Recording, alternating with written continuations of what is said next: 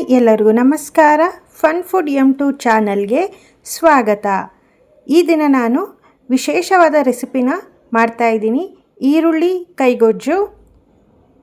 ಕೇವಲ ಈರುಳ್ಳಿಯನ್ನು ಬಳಸ್ಕೊಂಡು ಮಾಡುವಂತಹ ಕೈಗೊಜ್ಜು ಬೇಗನೆ ಆಗೋಗುತ್ತೆ. ಬಿಸಿ ಬಿಸಿ ಅನ್ನದ ಜೊತೆಲಿ ಮುದ್ದೆ ಜೊತೆಲಿ ತಿಂತಾಯಿದ್ರೆ ರುಚಿಯಂತೂ ಅದ್ಭುತವಾಗಿರುತ್ತೆ. ಕೆಲವೊಮ್ಮೆ ಅಡುಗೆ ಮಾಡೋದಕ್ಕೆ ಬೇಜಾರಾದಾಗ ಅಥವಾ ದಿಢೀರಂತ ಏನಾದರೂ ತಿನ್ನಬೇಕು ಅಂತ ಅನ್ನಿಸ್ದಾಗ ಈ ರೀತಿಯಾದ ಕೈಗೊಜ್ಜನ್ನು ಮಾಡ್ಬೋದು. ಒಲೆಯನ್ನು ಹಚ್ಚದೆ ಕೇವಲ 5 ನಿಮಿಷಗಳಲ್ಲಿ ದಿಢೀರಂತ ಮಾಡುವಂತಹ ಈ ಈರುಳ್ಳಿ ಕೈಗೊಜ್ಜು ಹೇಗೆ ಮಾಡೋದು ಅಂತ ನೋಡೋಣ ಬನ್ನಿ.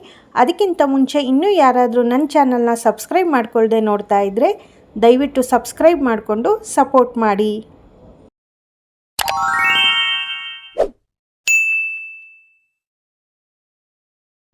ಈರುಳ್ಳಿ ಕೈಗೊಜ್ಜು ಮಾಡೋದಕ್ಕೆ ಬೇಕಾಗಿರುವಂತಹ ಸಾಮಾನುಗಳು: ಈರುಳ್ಳಿ 2, ಹುಣಸೆ ರಸ, ಕೊತ್ತಂಬರಿ ಸೊಪ್ಪು, ಅರಿಶಿನ ಪುಡಿ, ಸಾರಿನ ಪುಡಿ, ಖಾರದ ಪುಡಿ, ಬೆಲ್ಲ, ಒಗ್ಗರಣೆಗೆ ಸಾಸಿವೆ, ಜೀರಿಗೆ, ಇಂಗು, ರುಚಿಗೆ ತಕ್ಕಷ್ಟು ಉಪ್ಪು.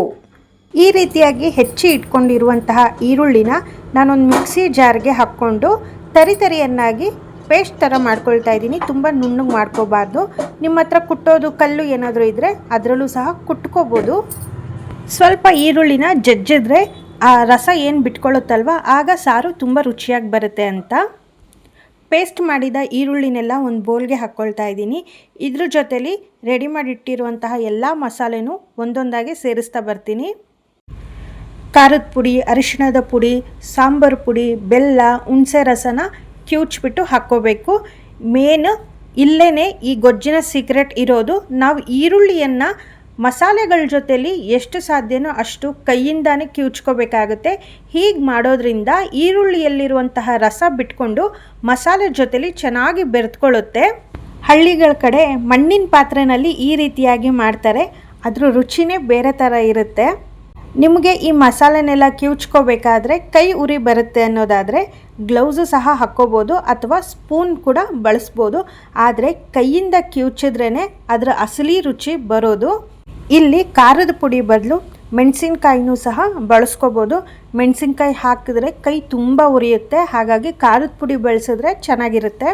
ಇದು ಸ್ವಲ್ಪ ಹುಳಿ, ಸಿಹಿ ಮತ್ತು ಖಾರ ಆಗಿದ್ರೇ ತುಂಬಾ ಚೆನ್ನಾಗಿರುತ್ತೆ. ಹಾಗಾಗಿ ಖಾರದ ಪುಡಿ ಹಾಕಿದ್ರೇ ನಾವು ಹೆಚ್ಚು ಕಡಿಮೆ ನೋಡಿಬಿಟ್ಟು ಹಾಕ್ಕೋಬೋದು. ಒಂದು 2 ನಿಮಿಷ ಈ ರೀತಿ ಕಿವುಚಿದ್ದಾದಮೇಲೆ ನೀರನ್ನು ಎಷ್ಟು ತೆಳ್ಳಗೆ ಬೇಕೋ ಅಷ್ಟಿಗೆ ನೋಡಿಕೊಂಡು ನೀರನ್ನು ಸೇರಿಸ್ಕೋಬೇಕಾಗತ್ತೆ. ಹಾಗೆಯೇ ರುಚಿಗೆ ಎಷ್ಟು ಬೇಕೋ ಅಷ್ಟು ಉಪ್ಪನ್ನು ಕೂಡ ಸೇರಿಸ್ಕೋಬೇಕು. ಇದನ್ನು ಚೆನ್ನಾಗಿ ಮಿಕ್ಸ್ ಮಾಡಿದ್ರೆ ಆಯಿತು, ಈರುಳ್ಳಿ ಕೈಗೊಜ್ಜು ರೆಡಿಯಾಗುತ್ತೆ.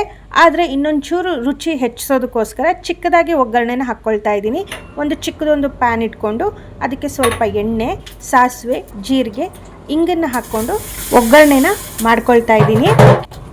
ರೆಡಿಯಾಗಿರುವಂತಹ ಒಗ್ಗರಣೆನ ರೆಡಿಯಾಗಿರುವ ಈರುಳ್ಳಿ ಕೈಗೊಜ್ಜಿಗೆ ಸೇರಿಸ್ತಾ ಇದ್ದೀನಿ. ಅಷ್ಟನ್ನು ಎಲ್ಲ ಒಂದ್ಸತಿ ನೀಟಾಗಿ ಮಿಕ್ಸ್ ಮಾಡಿಕೊಂಡು ಕೊನೆಯಲ್ಲಿ ಸ್ವಲ್ಪ ಕೊತ್ತಂಬರಿ ಸೊಪ್ಪನ್ನು ಹಾಕ್ಕೊಂಡ್ರೆ ಈರುಳ್ಳಿ ಕೈಗೊಜ್ಜು ರೆಡಿಯಾಗುತ್ತೆ.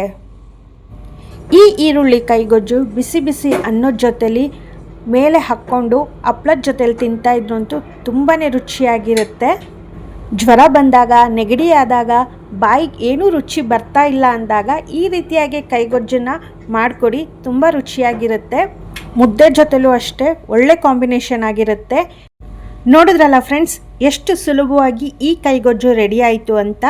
ನೀವು ಕೂಡ ಮನೆಯಲ್ಲಿ ಟ್ರೈ ಮಾಡಿ ಹೇಗಿತ್ತು ಅಂತ ಕಮೆಂಟಲ್ಲಿ ತಿಳಿಸಿ. ಈ ವಿಡಿಯೋ ನಿಮಗೆಲ್ಲ ಇಷ್ಟವಾಗಿದ್ದರೆ ದಯವಿಟ್ಟು ಲೈಕ್ ಮಾಡಿ, ಕಮೆಂಟ್ ಮಾಡಿ, ಶೇರ್ ಮಾಡಿ, ಹಾಗೆ ಸಬ್ಸ್ಕ್ರೈಬ್ ಕೂಡ ಮಾಡಿ. ಹೈಪ್ ಮಾಡೋದನ್ನು ಮಾತ್ರ ಮರಿಬೇಡಿ. Thank you.